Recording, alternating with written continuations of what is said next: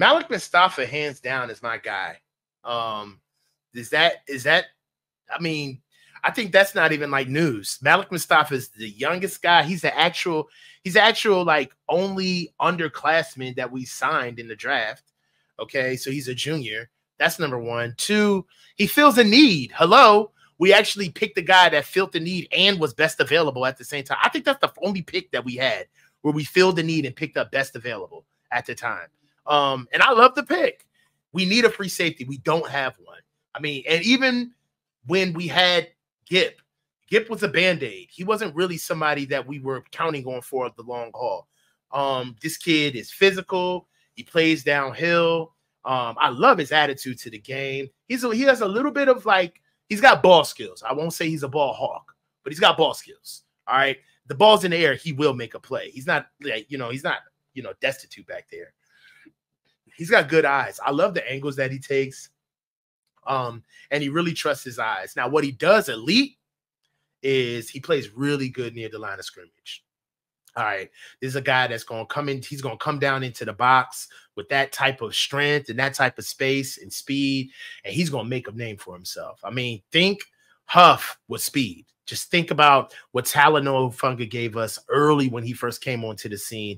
You're going to get that from Malik all the time. That's just what he does in spades. One thing I like about him is that for as aggressive as he is, he does have speed. He's a 4-4 guy, where usually your guys who play with that much leverage, they play with that much physicality. There's a reason why they play like that. It's because they don't necessarily have the speed and the quickness to really get around receivers. So they kind of use their physicality as a security blanket, if you will. That's not Malik. He uses his speed in the right way. One thing I say about him is that he's a conscientious football player. He seems to be a leader. Marches to the beat of his own drum. You can see that even when I watch film, man. I mean, there's many times where like he's pumping himself up. He don't even need nobody to give him a 5.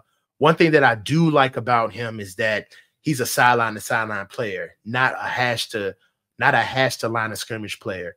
Like, even though going down and going bang bang is what he likes to do, he will do the dirty work and chase down runs that are away from him. He does nasty work. Like, he'll take on blocks. He'll beat a forced defender if he's taking on a lead block to get his other teammates opportunities. So, I mean, this is a guy, honestly, with Nubin.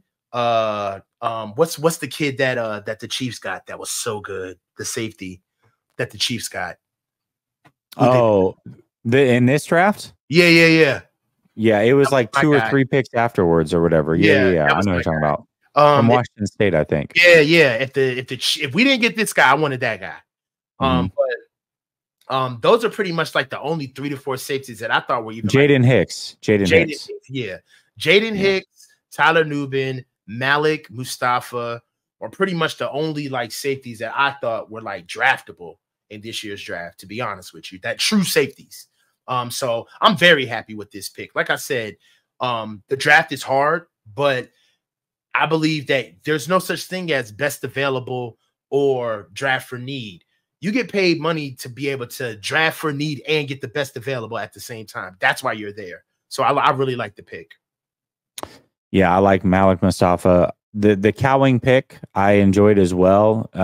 I actually like Anthony Gold better than Cowing. Yeah. However, they're basically the same exact player. Like they're almost about as close as a 1-to-1 that you can get. So for me, I was looking at the profile of Gold as a late round prospect. So for them to decide that they like Cowing better, I'm cool with, because they still got the mold of player that I was looking for. So it may not be my guy, right? But I like the pick because they were looking at the same thing as I was and like, hey, this is something different that we could certainly use. So I like that. I like Mustapha.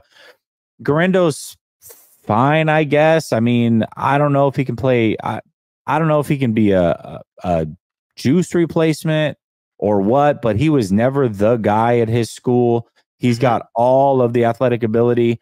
It's funny because I said he reminds me a lot of Elijah Mitchell from the standpoint of a little bit of running style, but also the fact that we were shocked at the 40 time that Elijah Mitchell put up. So like, he does not play that fast at all. Garendo is the exact same way. And then it was even more funny because when Kyle Shanahan was asked about Garendo, he said he reminds him of Elijah Mitchell. I was like, oh, looks like we're on the same page here. So I don't know about Garendo. There were a lot of really good running backs that it went after, so we'll see how that one pans out. I didn't hate it. I thought that they could pick a running back at some point in this draft, so I didn't like hate it. He's just not my guy. Malik Mustapha, I loved, and then Cowing, at least what Cowing brings, I enjoy. So loved round 4. Was fine with that. I didn't like the Cowing pick. Why? Well, I think in order for you to be that small, if you're going to be 5'8", 168, 4'3", that's like typical speed for that size. You know what I mean? Like, it's like having a lineman that's 6'8", 330, and it's like, yeah, well, I did 30 reps on a deuce and a quarter, and it's like, and like, okay, you're a fucking mountain. I would hope that you bench 30 times. Like I feel the same way. I feel the same way about Jacob Cowing. Like I can see if you put that speed on like a more impressive body, then maybe. But for me, I see a speed slot guy, who was at a smaller school where there wasn't really anybody in the receiving core that he had to fight reps from. So he was the guy. They kind of just moved him all over the place. Again, man, like I feel so bad talking about these guys because like they've made it to points in their career that, you know, quite frankly, I never made it to. You know what I mean? So it's like you do want to like take a step back when you're talking about kids. But to be fair, he didn't go to a small school. He went to Arizona. He went to Arizona. You know what I mean? He wasn't at a small school. He wasn't like a small like D2 whatever. Like he was, you know, I mean, it's Arizona. It's not the cream of the crop necessarily in the Pac-12, but he was in the Pac-12. Yeah, but again, you making me do this. He was in the Pac-12, but he was in witness protection in the Pac-12. He started at UTEP in the Conference USA, like another guy who had to transfer. It's like I just, for me, like I can see if you got one, you know, two, that's a coincidence. But the whole damn draft, bruh. But maybe two of them, everybody transferred, everybody's a senior. It's like it's almost kind of like they forgot to scout this year. And it was like, oh shit, what do we do in the last 2 months? Well, fuck it, just get seniors, dude. Like whoever transferred, figure out where they went. Like it just seems a little too like coincidental to me. It feels like that even that everybody was a transfer. Yeah, it seems like even if hold on, and let me say this because I just saw that. I was waiting for that, James. I'm glad you brought that up. Transferring isn't what it used to be. I get it. But I'd much rather take a Caleb Downs who transferred in his freshman year, or I'd much rather take a athlete who transferred in the middle of his career and lateraled, okay? Which means that you went from like North Carolina to NC State, or you went from like Alabama to Ohio State, or you went from Virginia Tech to like Wake Forest, right? But these aren't laterals. These are guys clearly trying to get an uptick on their career. They're going to better schools than the schools that they were at before they got there, and they didn't leave in the middle of their careers. They left when they had finished their breakfast. They were seniors already. So it's like, man, if you weren't an NFL prospect as a senior at your old school, and then all of a sudden you had a come to Jesus moment at these new schools where you get all of the reps, you know that they need you because you're coming in as a senior, so they have an immediate role for you. You're polished. You've already played the game of football, and you're coming into a conference where, yes, these are better players, but you're a grown-ass man. You're grown. You're 23. Like, how much of a transition can this really be for you? Are you that scared of Kansas? Or Louisville?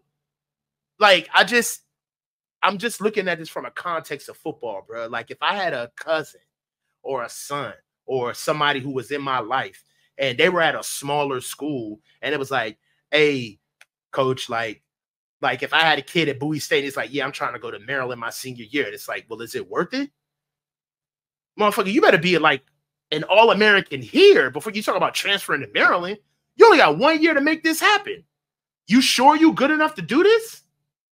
You know, and if you do, are you gonna have scouts asking real questions? Like, that's what I'm saying. Like, I would really like somebody to ask these guys, like, and it's not because we hating on the draft or we don't want to see these guys do good. That's ridiculous. We want to see all these guys succeed. But it would be a good question to ask John and Kyle, like, all right, due to the fact that you have like all seniors in your draft class except one, and 2 of them are only traditional seniors. All of them are extra COVID year seniors that transferred. Did any of your scouting department find these guys before they transferred? Were any of you guys scouting these guys at their original schools? Or did literally all of you find these guys when they transferred? Ergo, you have literally 1 year and maybe a half a season of scouting that you've done on these people. That doesn't necessarily sound like a thorough job to me.